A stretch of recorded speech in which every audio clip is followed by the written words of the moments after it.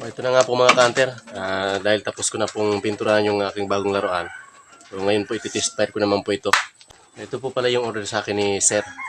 Tapos ko na po palang gawin. Hindi ko na po papangalanan kung sino po yung umorder nito.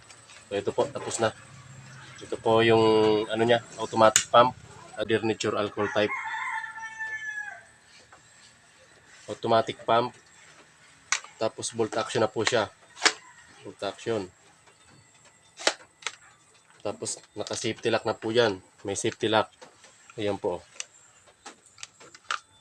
Pag naka-lock po siya, hindi mo makakalabit. Pero pag naka-unlock na, pwede mo nang makalabit yan. Tapos may lalagyan na rin po ng bala.